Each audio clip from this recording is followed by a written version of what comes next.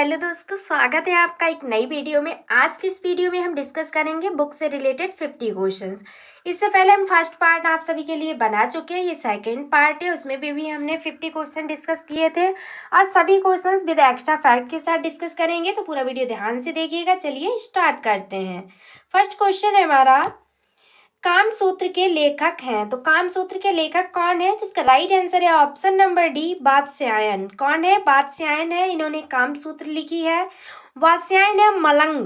भारत के प्राचीन दार्शनिक के दिन का समय गुप्त वंश के समय 6ठी शताब्दी से माना जाता है। ठीक है, कौन सा समय? तो इनका गुप्त वंश के समय जो 6ठी शताब्दी थी उसी समय वात्स्यायन का कार्यकाल माना जाता है। नेक्स्ट क्वेश्चन है हमारा, गोरा किसकी रचना है? ये बहुत ही इंपॉर्टेंट रचना है, इसे आप याद रखिएगा। तो गोरा किसकी रचना है? इसका करेक्ट आंसर है option number D, Rabindranath Tagore की। गोरा रचना जो है ये रविन्द्रनाथ टैगोर की है। इनका जन्म कब हुआ था? तो 1861 को कोलकाता में हुआ था। कहाँ? 1861 में कोलकाता में हुआ था और इनकी मृत्यु 7 अगस्त 1941 को हुई थी। और ये बांग्ला कवि है। कवि होने के साथ साथ ये कहानीकार, गीतकार, संगीतकार, नाटककार, निबंधकार और चित्रकार भी थे बांग्ला के। और इनकी जो प्रमुख रचनाएं हैं कुछ इस प्रकार हैं, जैसे कि राष्ट्रीय गान हो गया, जनगण मन, ये इन्हीं ने लिखा है। और बांग्लादेश का राष्ट्रीय गान इन्होंने लिखा है जो कि बहुत फेमस है। कौन सा? अमर सोनार बांग्ला। और गीतांजलि, पोस्ट मास्टर, स्टार साहब, गोरा, घरे वायरे, ये सब किसकी रचनाएं हैं? तो रविन्द्रनाथ टैगोर की है। गीतांजलि के लिए इन्हें 1913 में नोबेल पुरस्कार भी प्रदान किया गया था। इस बात को आप सभी याद रखिए। नेक्स्ट क्वेश्चन है हमारा कि अर्थशास्त्र किस विषय पर लिखी गई पुस्तक है? तो अर्थशास्त्र जो है ये किस विषय पर लिखी गई पुस्तक है? राजनीति पर। ऑप्शन नंबर सी करेक्ट है। ठीक है, अर्थशास्त्र कौटिल्य चाणक्य के द्वारा रचित संस्कृत का एक ग्रंथ है। इसमें राज्य व्यवस्था, कृषि, न्याय एवं राजनीति के विभिन्न पहलुओं पर विचार किया गया है। नेक्स्ट क्वेश्चन है कि कबीर के दोहों के संग्रह का क्या नाम है? तो कबीर के दोहों के संग्रह का नाम है बीजक। क्या है? बीजक है। ठीक है, ऑप्शन नंबर सी करेक्ट है। बीजक भगत कबीर की मुख्य प्रमाणित करती है। इस कृति को कबीर पंथ की पवित्र पुस्तक भी माना जाता है। बीजक 3 पार्टों में बटी है। कौन कौन से? तो साखी, सवद और रामायणी में। ठीक है, नेक्स्ट क्वेश्चन है फ्रेंड्स कि जायसी ने निम्नलिखित में से किसकी रचना की है? तो जायसी में ने जो निम्नलिखित में से रचना की है वह पद्मावत की है। ऑप्शन नंबर डी करेक्ट है। इसके रचनाकार मलिक मोहम्मद जायसी हैं। दोहा और चौपाई छंद में लिखे गए इस महाकाव्य की भाषा कैसी है? तो वह अवधी है। और इसकी रचना किस सन में हुई थी? तो ये 947 हिजरी में हुई थी। ठीक है, यानी कि संवत बोला जाए तो 1540 में हुई थी। नेक्स्ट क्वेश्चन है कि कालिदास कृत मलविकाग्निमित्रम क्या है? जो कालिदास के द्वारा कृत है मलविकाग्निमित्रम, ये क्या है? तो ये एक प्रकार का नाटक है। ऑप्शन नंबर सी करेक्ट है। ये 5 अंकों का नाटक है जिसमें मालव देश की राजकुमारी मालविका तथा विदिशा के राजा अग्निमित्र का प्रेम और उनके विवाह का वर्णन है इसमें। नेक्स्ट क्वेश्चन है हमारा, पंचतंत्र के रचनाकार कौन है? तो पंचतंत्र के रचनाकार है Vishnu Sharma. Option number B correct है। संस्कृत नीति कथा में पंचतंत्र का पहला स्थान माना जाता है। और फ्रेंड्स, इस ग्रंथ के रचयिता पंडित विष्णु शर्मा है। पंचतंत्र की कई कहानियों में मनुष्य पात्रों के अलावा कई बार पशु पक्षियों को भी कथा का पात्र बनाया गया है तथा उनसे कई शिक्षाप्रद बातें कहलवाने की भी कोशिश की गई है। नेक्स्ट क्वेश्चन है हमारा, श्रीमद् भागवत की रचना किसने की? इसका करेक्ट आंसर है ऑप्शन नंबर सी, वेद व्यास ने। कुरुक्षेत्र की भूमि में श्री कृष्ण ने जो उपदेश दिया था वह श्रीमद् भगवत गीता के नाम से प्रसिद्ध है। गीता में 18 अध्याय और 700 श्लोक हैं। इसके लेखक कौन है? तो वेद व्यास जी हैं। नेक्स्ट क्वेश्चन, रश्मिनामा किस ग्रंथ का फारसी अनुवाद है? तो ये महाभारत का फारसी अनुवाद है। ऑप्शन नंबर डी राइट है। रश्मिनामा हिंदुओं के प्रसिद्ध महाकाव्य महाभारत का फारसी भाषा में किया गया अनुवाद है। महाभारत का फारसी अनुवाद मुगल बादशाह अकबर के आदेश से बदायूनी, नकीम खान और अब्दुल कादिर ने रश्मिनामा नाम से किया था। ठीक है, इन तीनों ने मिलकर।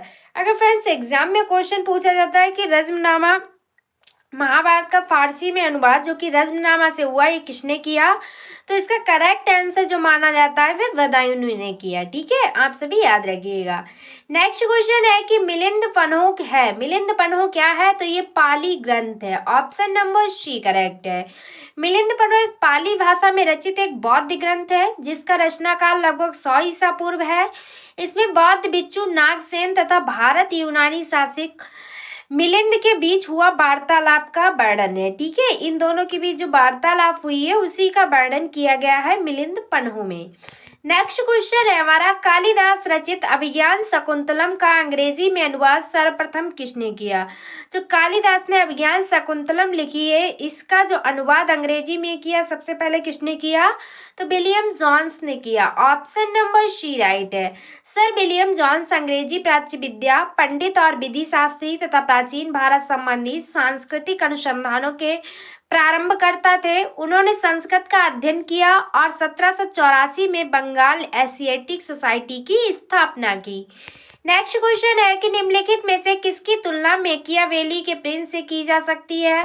तो वे कौन है जिसकी तुलना मेकियावेली के प्रिंस से की जा सकती है? इसका करेक्ट आंसर है ऑप्शन नंबर बी, कौटिल्य का अर्थशास्त्र। कौटिल्य का जो अर्थशास्त्र है ये मेकियावेली के प्रिंस से इसकी तुलना की जा सकती है, ये उसी के समान है। निकोलो मेकियावेली इटली का राजनयिक एवं राजनीतिक दार्शनिक, संगीतज्ञ, कवि एवं नाटककार था। मेकियावेली की ख्याति उसकी रचना जिसका नाम है द प्रिंस के कारण हुई थी, जो कि व्यवहारिक राजनीति का महान ग्रंथ स्वीकार किया जाता है। कौन सा? तो द प्रिंस। नेक्स्ट क्वेश्चन है कि किस मुगल शासक ने अपनी आत्मकथा लिखी है? तो वे कौन सा शासक है? वह है Babur. Option number A correct है। बाबर नामा तुझ के बाबरी मुगल साम्राज्य के पहले सम्राट बाबर की आत्मलिखित जीवनी है।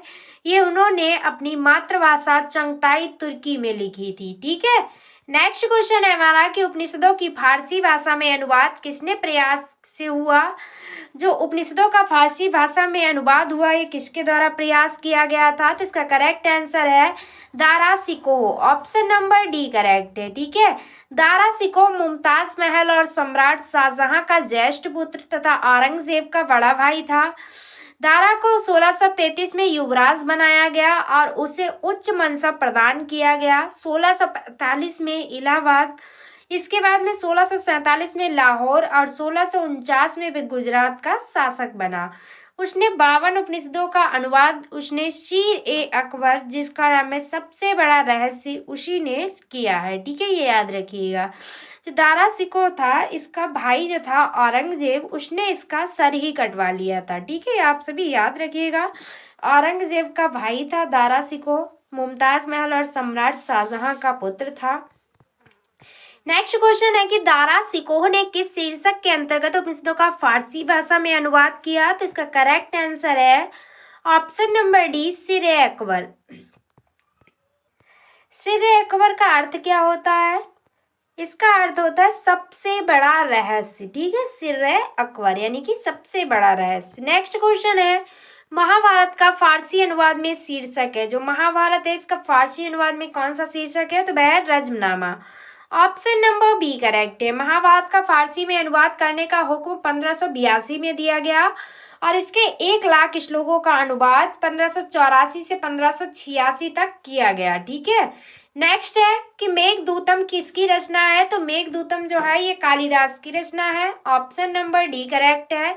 कालिदास संस्कृत भाषा के महान कवि और नाटककार थे। कालिदास अपनी विशेषताओं के कारण राष्ट्र की समग्र राष्ट्रीय चेतना को स्वर देने वाले कवि माने जाते हैं और कुछ विद्वान तो इन्हें क्या मानते हैं? तो राष्ट्रीय कवि मानते हैं। ठीक है, नेक्स्ट क्वेश्चन है पतंजलि किसके संग्रहकर्ता के रूप में प्रसिद्ध हैं? जो पतंजलि है ये किसके संग्रहकर्ता के रूप में? तो योग सूत्र के रूप में।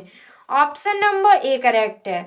योग सूत्र योग दर्शन का मूल ग्रंथ है। ये 6 दर्शनों में से एक शस्त्र है और योग शस्त्र का एक ग्रंथ है।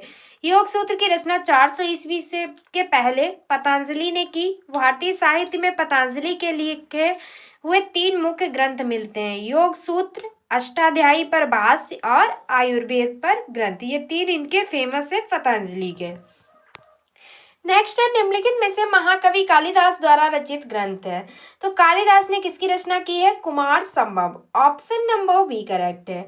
कुमार संभवम की रचना जो है ये कालिदास ने की है। नेक्स्ट क्वेश्चन है हिंदू विधि को सर्वप्रथम संहिताबद्ध किसने किया? तो इसका करेक्ट आंसर है ऑप्शन नंबर सी मनु ने। किसने? तो मनु ने। मनु स्मृति हिंदू धर्म का एक प्राचीन धर्मशास्त्र है। इसे मानव धर्मशास्त्र, मनु संहिता आदि नामों से भी जाना जाता है। ये उपदेश के रूप में है जो मनु द्वारा ऋषियों को दिया गया था। कौन सा? तो हिंदू विधि में जो संहिताबद्ध है। ठीक है। नेक्स्ट क्वेश्चन है हमारा कि निम्नलिखित में कौन सी कृति कालिदास की है? तो इनमें से कौन सी कृति? तो वह है मलिवक्का अग्निमित्रम। ठीक है। ऑप्शन नंबर ए करेक्ट है। मालविका अग्निमित्रम जो है ये कालिदास ने लिखी है। आप सभी याद रखिएगा। ये 5 अंकों का नाटक है जिसमें मालव देश की राजकुमारी मालविका तथा विदिशा के राजा अग्निमित्र का प्रेम और विवाह का वर्णन है। नेक्स्ट क्वेश्चन है कि कुमार संभवम महाकाव्य किस कवि ने लिखा है? तो इसका करेक्ट आंसर क्या होगा? Option number D Kalidas. Next question है कि समुद्रगुप्त के प्रयाग प्रशस्ति के लेखक कौन है? ये प्रयाग प्रशस्ति बहुत ही फेमस पुस्तक है। तो इसके लेखक कौन है? तो इसका करेक्ट आंसर है Harishena. Option number B correct है। प्रयाग प्रशस्ति गुप्त राजवंश के सम्राट समुद्रगुप्त के दरबारी कवि हरिशेन द्वारा रचित लेख था। इस लेख को समुद्रगुप्त द्वारा 200 ईस्वी में कौशाम्बी से लाए गए अशोक स्तंभ पर खुदवाया गया था। इसमें उन राजाओं का वर्णन है जिन्होंने समुद्रगुप्त से युद्ध किया और हार गए तथा उसके अधीन हो गए। हरिशेन 10वीं सदी दिगंबर जैन साधु है। कैसा? तो 10वीं सदी दिगंबर जैन साधु है। नेक्स्ट क्वेश्चन है हमारा मिलिंद पन्हो राजा मिलिंद एवं किस बौद्ध भिक्षु के मध्य संवाद के रूप में है? तो इसका करेक्ट आंसर है ऑप्शन नंबर ए नागसेन।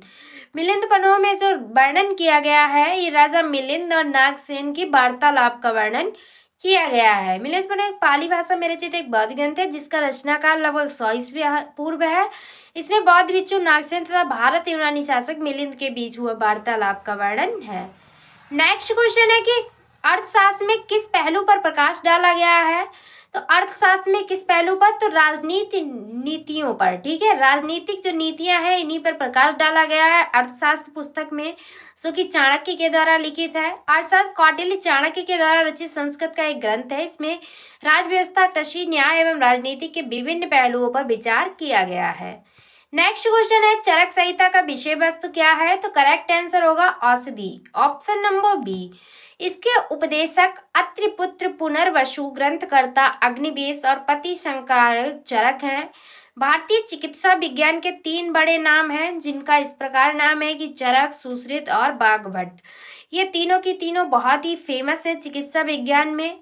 चरक संहिता की रचना 2वीं शताब्दी से भी पूर्व हुई थी। ठीक है। इस बात को याद रखिएगा। नेक्स्ट क्वेश्चन है ऋतु संहार किसकी कृति है? इसका करेक्ट आंसर होगा Kalidas. Option number C correct.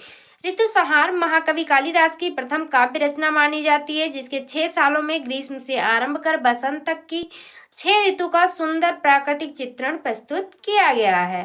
Next question है रजत रंगनी मूल रूप से किस भाषा में रचित है? इसका करेक्ट आंसर क्या होगा? Option number B Sanskrit. जो रजत रंगनी है इसमें संस्कृत भाषा में लिखा गया है। रजत रंगनी का शाब्दिक अर्थ क्या होता है?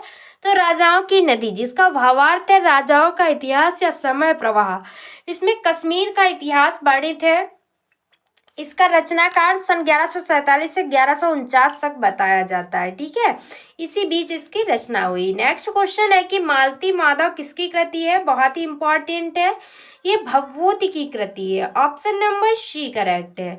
मालती माधव 10 अंकों का प्रकरण है जिसमें मालती और माधव की कल्पना प्रसूत प्रेम कथा है। नेक्स्ट क्वेश्चन है जातक कथाएं किसके जीवन पर आधारित हैं? तो जो जातक कथाएं हैं ये बोधिसत्व के तत्व पर आधारित हैं। ऑप्शन नंबर सी करेक्ट है। ठीक है। बोधिसत्व के जीवन पर ये सभी जातक कथाएं जो है ये आधारित है। जातक है जातक पाली जातक कथाएं बौद्ध ग्रंथ त्रिपिटक का सूत्र पिटक अंतर्गत खुद्द निकाय का 10वां भाग है। इन कथाओं में भगवान बुद्ध के पूर्व जन्मों की भी कथाएं हैं। ठीक है। भगवान बुद्ध का जो जन्म हुआ उससे पूर्व की कथाएं हैं। पूर्व में इनके बारे में बताया गया है बोधिसत्व में। नेक्स्ट क्वेश्चन है आईने अकबरी के लेखक है। ये बहुत ही इंपॉर्टेंट पुस्तक है। इसका करेक्ट आंसर होगा option number B Abul Fazal.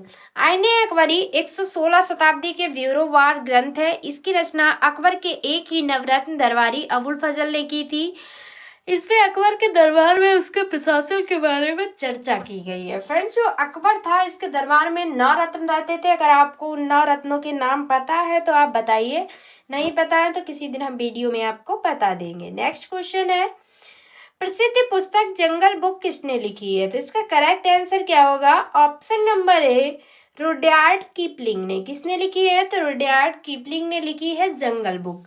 The jungle book 1894 यानी कि 1894 नोबेल पुरस्कार विजेता अंग्रेजी लेखक रुडयार्ड किपलिंग की कहानी का एक संग्रह है। इन कहानियों को पहली बार कालीचरण 1893 से 94 पत्रिकाओं में प्रकाशित किया गया था। रुडयार्ड किपलिंग एक ब्रिटिश लेखक और कवि था। ठीक है, इस बात को याद रखिए। नेक्स्ट क्वेश्चन है, वेल्थ ऑफ नेशंस के लेखक कौन है? करेक्ट आंसर है Adam Smith. Option number A correct है। इसका प्रथम प्रकाशन जो था ये 1776 में हुआ था। ये क्लासिकल अर्थशास्त्र की मूलभूत ग्रंथ है। एडम स्मिथ को अर्थशास्त्र का पिता भी कहा जाता है। क्या? तो पिता कहा जाता है। ठीक है। नेक्स्ट क्वेश्चन है हमारा कि एरिया ऑफ डार्कनेस के लेखक हैं। तो एरिया ऑफ डार्कनेस के लेखक हैं B S. Naipaul. Option number B correct है। नेक्स्ट क्वेश्चन देखिएगा कि the god of small things किसका लिखा उपन्यास है? तो इसका करेक्ट आंसर होगा option number C Arundhati Roy. बहुत ही इंपॉर्टेंट पुस्तक है अरुंधति राय। अंग्रेजी की एक लेखिका और समाज सेवी है। उन्होंने कुछ फिल्मों में भी काम किया है, जैसे the god of small things के लिए इन्हें बुकर पुरस्कार प्राप्त किया था। ठीक है। इसके अलावा नर्मदा बचाओ आंदोलन समेत भारत के दूसरे जन आंदोलनों में भी इन्होंने हिस्सा लिया है। उनकी अनुदित पुस्तकें हैं जिनका नाम इस प्रकार है, न्याय का गणित, आहात देश, कटघरे में लोकतंत्र। ये इनकी बहुत ही फेमस पुस्तकें हैं। नेक्स्ट क्वेश्चन है कि ए ट्रेन टू पाकिस्तान पुस्तक के लेखक कौन है? ये वेरी वेरी इंपॉर्टेंट क्वेश्चन है। ये ट्रेन टू पाकिस्तान के लेखक हैं Khushwant Singh. Option number D correct है। ट्रेन टू पाकिस्तान 1956 में पंजाब के एक कल्पित गांव मनु माजरा की कहानी कहता है। ये गांव भारत पाक सीमा के करीबी स्थित है। यहाँ सदियों से मुसलमान और सिख मिलजुल कर रह रहे हैं। देश के विभाजन के साथ ही इनकी स्थितियां बदल जाती हैं। जैसे ही देश में विभाजन होता है इनके प्रेम में उतना व्यवहार सब कुछ चेंज हो जाता है। उसी पर आधारित ये पुस्तक लिखी गई है, train to Pakistan. Next question, turning point a journey to challenges पुस्तक के लेखक कौन है? तो turning point a journey to challenges के पुस्तक के जो लेखक हैं वह है APJ Abdul Kalam. Option number B correct है। Abul Pakir Jainulabdeen Abdul Kalam in a missile man और जनता के राष्ट्रपति के नाम से जाना जाता है। भारतीय गणतंत्र के 11वें निर्वाचित राष्ट्रपति थे। कलाम ने साहित्यिक रूप से भी अपने विचारों को 4 पुस्तकों में समाहित किया है, जो कि इस प्रकार है। Number 1 India 2020 vision for the new millennium, my journey तथा ignited minds, unleashing the power within India. ये इनकी फेमस 4 पुस्तकें हैं। इनका नाम आप याद रखिए। नेक्स्ट क्वेश्चन है फ्रेंड्स हमारा, an autobiography of an unknown India नामक पुस्तक किसके द्वारा लिखी गई है? तो इसका करेक्ट आंसर है ऑप्शन नंबर बी नीरज चंद चौधरी द्वारा रचित एक जीवनी स्कॉलर एक्स्ट्रा ऑर्डिनरी के लिए उन्हें सन 1975 में साहित्य अकादमी पुरस्कार से सम्मानित किया गया है। नेक्स्ट क्वेश्चन है, अनटोल्ड हिस्ट्री के लेखक कौन है? करेक्ट आंसर होगा बी.एम. कॉल। कौन है? B M. Kaul. Option number B correct है। नेक्स्ट देखिएगा, जॉर्ज बर्नार्ड शॉ ने कौन सा नाटक लिखा है? तो इसका करेक्ट आंसर क्या होगा? Arms and the man. कौन सा? आर्म्स एंड द मैन जो है ये जॉर्ज बर्नार्ड शॉ ने लिखा है। बहुत ही इंपॉर्टेंट है। जॉर्ज बर्नार्ड शॉ नोबेल पुरस्कार साहित्य विजेता 1925 महान नाटककार व कौशल राजनीतिक मानवतावादी थे। आर्म्स एंड द मैन इनसे प्रसिद्ध नाटकों में से एक है। इसके अतिरिक्त इनका पहला नोबेल था इम्मा मटूरिटी नाम से काफ़ी प्रचलित हुआ। ठीक है। नेक्स्ट क्वेश्चन है हमारा, गांधी एंड स्टालिन पुस्तक की किसकी कृति है? जो गांधी एंड स्टालिन पुस्तक है ये लिखी है लुईस फिशर ने। किसने? लुईस फिशर ने। नेक्स्ट क्वेश्चन है हमारा, द एक्सीडेंटल प्राइम मिनिस्टर नामक पुस्तक लेखक कौन है? करेक्ट आंसर होगा संजय बारू, ऑप्शन नंबर डी करेक्ट है। संजय बारू पूर्व प्रधानमंत्री मनमोहन सिंह के मीडिया सलाहकार थे। उन्होंने अपनी पुस्तक द एक्सीडेंटल प्राइम मिनिस्टर में मनमोहन सिंह के कार्यकाल की व्याख्या की है। इस पुस्तक का विमोचन वर्ष 2014 में हुआ था। नेक्स्ट क्वेश्चन है कि the ministry of utmost happiness किसके द्वारा लिखी गई है? तो the ministry of utmost happiness पुस्तक जो है ये लिखी है अरुंधति राय ने, ऑप्शन नंबर ए करेक्ट है हमारा। ठीक है, यहाँ पे बी नहीं होगा, ऑप्शन नंबर ए करेक्ट है। अरुंधति राय अंग्रेजी की एक लेखिका और समाज सेवी हैं। उन्होंने कुछ फिल्मों में भी काम किया है, जैसा कि हम क्वेश्चन में आपको पहले भी बता चुके हैं। और इनकी कुछ फेमस पुस्तकें हैं जैसे कि न्याय का गणित, आहा, देश, कटघरे में लोकतंत्र, ये बहुत ही फेमस हैं। और the ministry of utmost happiness ये भी इनकी फेमस रचना है। Next question, Hindu view of life नामक पुस्तक किसने लिखी है? तो हिंदू व्यू ऑफ लाइफ जो पुस्तक है ये लिखी है डॉक्टर एस राधाकृष्णन ने, ऑप्शन नंबर डी करेक्ट है। डॉक्टर सर्वपल्ली राधाकृष्णन भारत के प्रथम राष्ट्रपति थे। कौन से नंबर के? तो प्रथम। ये भी क्वेश्चन कई बार एग्जाम में पूछा गया, भारत के प्रथम राष्ट्रपति कौन थे? डॉक्टर सर्वपल्ली राधाकृष्णन। ठीक है, इस बात को याद रखिएगा, उपराष्ट्रपति थे ना कि राष्ट्रपति फ्रेंड्स। द्वितीय राष्ट्रपति रहे हैं। ठीक है, इसके बाद ये फर्स्ट उपराष्ट्रपति रहे, उसके बाद ये द्वितीय राष्ट्रपति के रूप में रहे हैं। इनका कार्यकाल 1952 से 1962 तक रहा। ठीक है, ये जो है ये उपराष्ट्रपति पद पर 1952 से 1962 तक रहे। संवाद, प्रख्यात शिक्षाविद, महान दार्शनिक और एक आस्थावान हिंदू विचारक थे। कौन? सर्वपल्ली राधाकृष्णन। नेक्स्ट क्वेश्चन है, इंडिया विंस फ्रीडम पुस्तक आत्मकथा है, किसकी आत्मकथा है? करेक्ट आंसर है ऑप्शन नंबर सी, मौलाना अबुल कलाम आजाद की। मौलाना अबुल कलाम आजाद प्रसिद्ध भारतीय मुस्लिम विद्वान थे, एक कवि, लेखक, पत्रकार और भारतीय स्वतंत्रता सेनानी थे। उन्हें वर्ष 1992 में मरणोपरांत भारत रत्न से सम्मानित किया गया। ठीक है, नेक्स्ट हमारा है, हार्ट ऑफ इंडिया पुस्तक किसने लिखी है? करेक्ट आंसर क्या होगा? मार्क तुली ने, ऑप्शन नंबर बी राइट है। नेक्स्ट क्वेश्चन देखिएगा फ्रेंड्स, आप सभी, खुशवंत सिंह द्वारा लिखी गई आत्मकथा है, इसका करेक्ट आंसर है ऑप्शन नंबर बी, टूथ एंड लिटिल मैलिस। टूथ एंड लिटिल मैलिस जो है ये खुशवंत सिंह ने लिखी है। ये 10 टू पाकिस्तान भी इन्हीं के द्वारा लिखी गई है। खुशवंत सिंह जो है ये भारत के प्रसिद्ध पत्रकार, लेखक, उपन्यासकार और इतिहासकार थे। खुशवंत सिंह जी जो थे ये भारत में जितने लोकप्रिय थे उतने ही ये पाकिस्तान में भी लोकप्रिय थे। उनकी किताब ट्रेन टू पाकिस्तान बेहद लोकप्रिय है। नेक्स्ट क्वेश्चन है हमारा कि मालगुडी डेज किसकी रचना है? ये रचना बहुत ही फेमस है, तो ये आर के नारायण की रचना है, ऑप्शन नंबर बी करेक्ट है। मालगुडी डेज जो है आर के नारायण की रचना है। ये मालगुडी डेज क्या है? तो मालगुडी अंग्रेजी साहित्य के सुप्रसिद्ध भारतीय लेखक आर के नारायण की अनेक रचनाओं में से केंद्रीय महत्व प्राप्त एक काल्पनिक शहर का नाम है। जो मालगुडी है ये काल्पनिक शहर का नाम है। उन्होंने इस काल्पनिक शहर को आधार बनाकर अपनी अनेक रचनाएं की हैं। किसने? तो आर के नारायण ने। ठीक है, मालगुडी को प्रयाग दक्षिण भारत का एक काल्पनिक कस्बा माना जाता है। नेक्स्ट क्वेश्चन है हमारा, पुस्तक इग्नाइटेड माइंड्स के लेखक कौन है? करेक्ट आंसर होगा APJ Abdul Kalam, option number सी राइट है। अबुल पाकिर जैनुअल अब्दीन अब्दुल कलाम इन मिसाइल मैन और जनता के राष्ट्रपति के नाम से जाने जाते हैं। ये भारतीय गणतंत्र के 11वें निर्वाचित राष्ट्रपति थे। ठीक है, नेक्स्ट क्वेश्चन है हमारा इस वीडियो का लास्ट क्वेश्चन है, गुलामगिरी का लेखक कौन है? तो आप सभी जानते होंगे, नहीं जानते इसका करेक्ट आंसर है option number B, Jyotiba Phule. गुलामगिरी के लेखक है ज्योतिबा फूले। ठीक है, याद रखिएगा आप सभी,